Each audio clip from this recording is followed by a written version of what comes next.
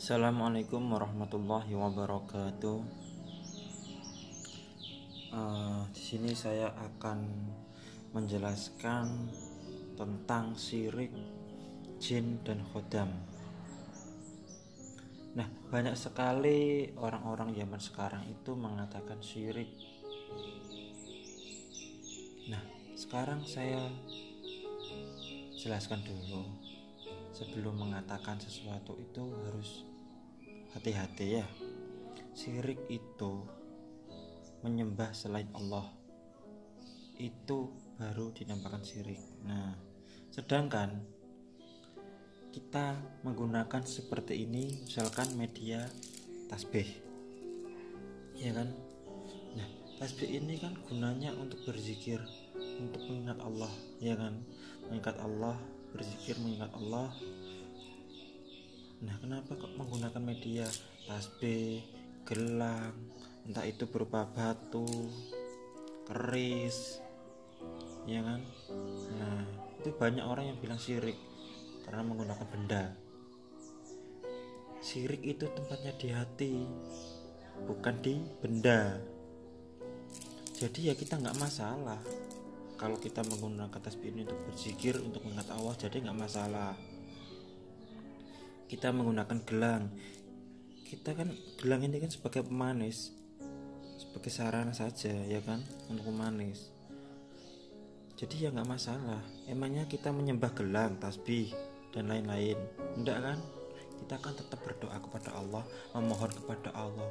Jadi ya nggak masalah kita menggunakan media apapun itu, entah itu berupa tasbih, gelang, batu akik, batu cincin, liontin, keris, ya nggak masalah. Emang ada yang larang? Ada yang larang, bebas. Manusia akan memiliki prinsip yang berbeda-beda. Ada yang percaya dan yang tidak, itu udah biasa, ya kan? Cuma yang nggak percaya itu kan menggunakan media ini dibilang syirik itu karena nggak tahu arti dari syirik itu.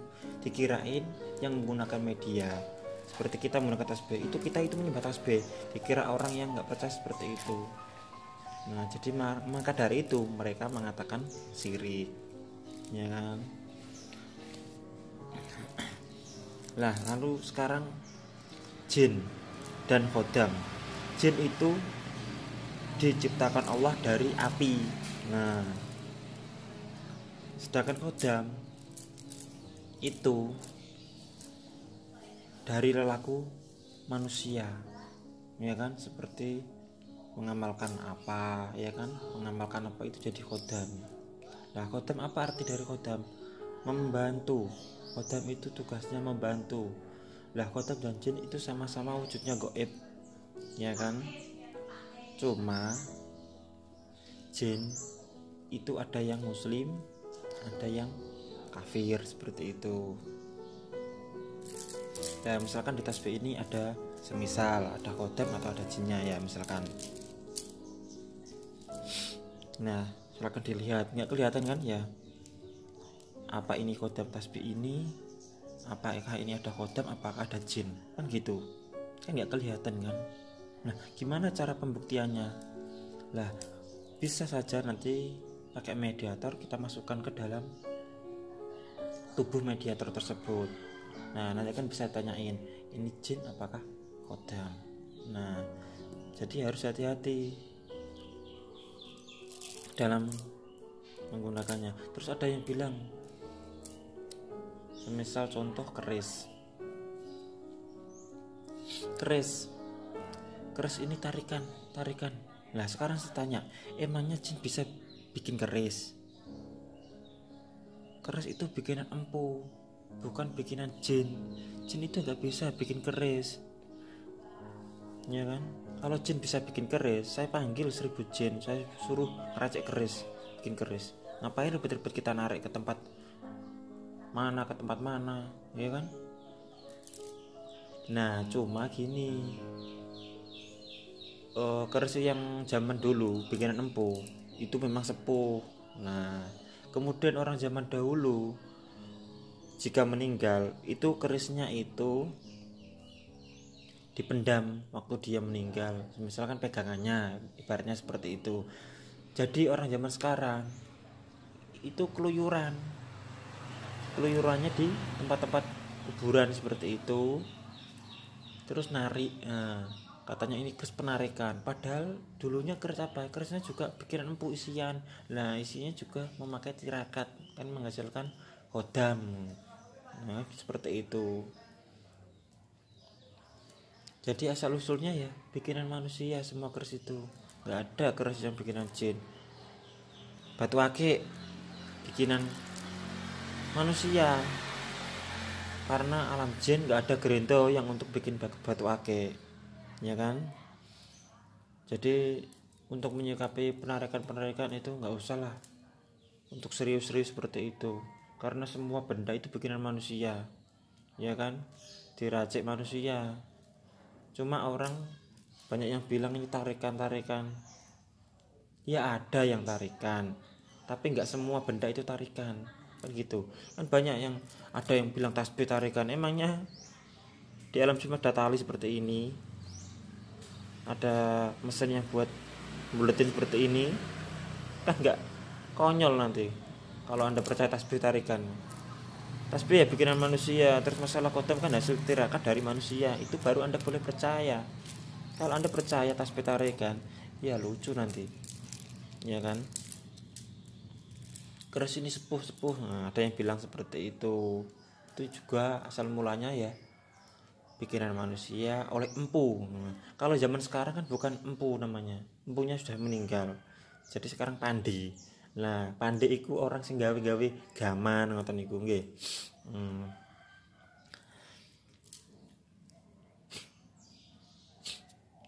Nah, sekarang khodam. Jin kan tadi diciptakan Allah dari api. Tugasnya juga untuk menyembah Allah, ya kan? Sama seperti manusia, jin dan manusia itu sama. Ya kan, cuma jin di alam gaib, manusia di alam nyata. Jin ada yang muslim, ada yang kafir. Sama seperti manusia sifatnya. Ada yang muslim, ada yang kafir, kan seperti itu. Lalu khodam, apa itu khodam? Khodam itu tugasnya untuk membantu manusia selama hidup di dunia saja, ya kan. Semisal ada orang A, ya kan, dia memakai khodam apa contohnya, nah itu cuma membantu selama hidup di dunia saja. Kalau sudah meninggal ya udah, ndak, itu urusannya beda lagi. Nah, sedangkan khodam itu nggak bisa mati, sama seperti jin, sampai hari kiamat nggak bisa mati, kan seperti itu. Manusia kan bisa mati, umurnya nggak sampai 100 tahun udah meninggal, ya kan. Jadi semisal manusia ini memiliki khodam macan, misalkan macan ini kan khodam asal mulanya dari mana khodam macan ini. Nah, khodam macan itu bermula dari amalannya, entah dia mengamalkan apa, ajian apa seperti itu, akhirnya datanglah sebuah khodam, kan gitu, yang tugasnya untuk membantu.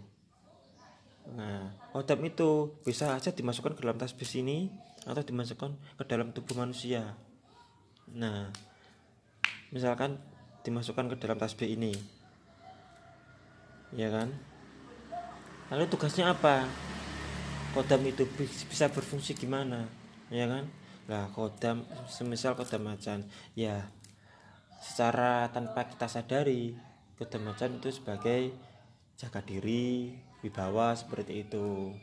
Bukan berarti kita harus maunya kemana-mana, ada yang jaga kemana-mana, jadi nggak boleh sombong seperti itu. Ya bolehlah kita memakai khodam, tapi nggak usah disombongkan seperti itu. Tetaplah rendah hati dimanapun kita berada, karena di atas langit masih ada langit, ya. Itu khodam. Jadi khodam yang misalkan dimasukkan ke dalam tubuh manusia, itu juga cuma ngikut selama Anda hidup, saja. Kalau kita udah meninggal, khodam itu bebas, mau kemana ngikut siapa bebas, entah itu ngikut anak turun kita, biasanya kan ada seperti itu. Nenek-nenek kita terdahulu itu sudah memiliki khodam. Nah, Sedangkan kodam yang terdahulu ngikut kita, padahal kita nggak pernah ngamalin, nggak pernah ngapa, kok ngikut sendiri ya, seperti itu. Itu adalah kodam leluhur, kodam dari leluhur kan gitu. Entah itu kodamnya apa kan macam-macam, karena kodam itu nggak cuma satu, banyak jenisnya dan banyak fungsinya. Nah, mungkin itu yang dapat kami jelaskan tentang syirik, jin, dan kodam. Jadi beda antara jin dan kodam, itu beda, cuma sama-sama gaib gitu aja. Apalagi, jadi jangan mengatakan syirik. Syirik itu adalah orang yang menyembah selain Allah. Jika kita menyembah Allah, yang jangan bilang syirik. Kita kan berdoa sama Allah, kita memohon kepada Allah. Jadi sebuah tasbih ini hanya sebuah sarana untuk berzikir, untuk mengingat Allah, untuk mendekatkan diri kepada Allah, karena kita diciptakan Allah dan kita pun akan kembali kepada Allah. Jadi kita manusia itu wajib melakukan kewajibannya dan menjauhi segala larangannya. Jadi berbuat dosa kita hindari, ya kan, seperti itu. Kita tetap beribadah, mencari amal soleh, dan jangan sampai kita menghina orang, mencaci maki orang tanpa kita punya dasar-dasar terlebih dahulu. Kadangkala saya juga heran orang yang mengatakan syirik ziarah kubur, ya kan? Ziarah kubur dibilang syirik. Emangnya kita menyembah kuburan? Enggak kan? Kita itu mendoakan orang yang sudah meninggal. Kita itu mendoakan orang yang sudah meninggal. Emangnya nyambung?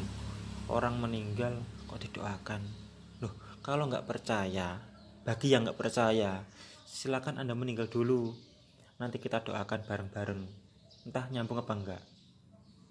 Kalau ingin pembuktiannya seperti itu, ya kan?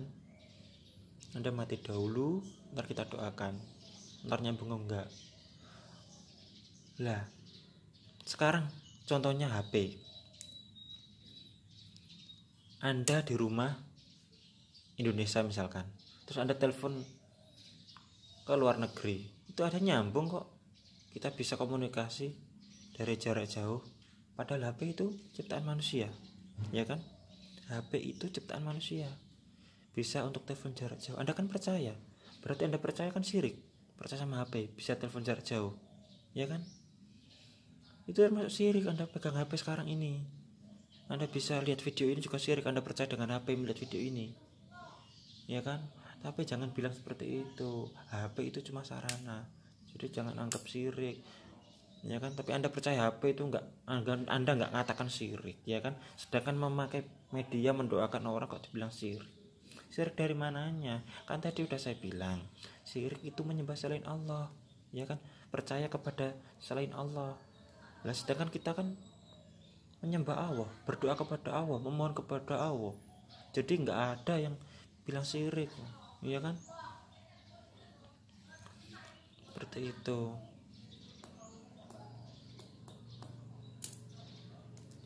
Pulpen bisa aja dibilang syirik, karena pulpen itu bisa menulis, ya kan? Nah, ini huruf. Nah, pasti di hati Anda menjawab A. Ya emang bener A, ya kan? Nah, jadi pulpen ini cuma sebagai alat menyampaikan suatu tulisan. Jadi kan Anda percaya kan bahwa pulpen ini bisa menyampaikan tulisan. Berarti syirik juga pakai pulpen ini, ya kan? Ini cuma sebagai sarana perantara untuk menyampaikan apa yang Anda tulis, seperti itu. Jadi nggak bisa dibilang syirik enggak bisa. Apa tahu, semua benda ini ciptaan manusia, ya kan? Untuk sebagai saya ini kan yang buat manusia, ya kan? Dari akal-akal manusia. Tapi juga buatan manusia. Manusia sendiri yang mengatakan syirik, padahal ini ciptaannya sendiri, kan ya lucu nanti, ya kan? Nah, syirik itu tempatnya di hati, bukan di benda. Jadi menggunakan benda apapun bebas, asalkan jangan sembah. Itu saja intinya. Apapun bisa dibilang syirik kok, Kalau orang nggak suka pasti bilang syirik, syirik, syirik, syirik, syirik. Padahal orang tersebut nggak tahu apa arti itu syirik. Nah, maka dari lebih jelasnya, syirik itu tempatnya di hati, bukan di benda. Itu dasarnya. Jadi kita boleh menggunakan apa saja asalkan jangan disembah. Nah, seperti itu. Nah, mungkin itu saja yang dapat kami sampaikan. Mudah-mudahan bermanfaat. Kita tetap berdoa kepada Allah, semoga kita selalu dalam lindungannya, semoga kita sehat walafiat, semoga sedulur semuanya mendapatkan barokah hidupnya, mendapatkan manfaatnya. Jika apa yang saya sampaikan ini bermanfaat, silakan klik tombol subscribe-nya untuk video ini. Dan insya Allah saya akan membuat video lagi untuk masalah tentang kunci-kunci hidup agar tidak salah paham. Seperti itu. Terima kasih. Wassalamualaikum warahmatullahi wabarakatuh. Jangan lupa klik tombol subscribe-nya lur. Matur suwun nggih.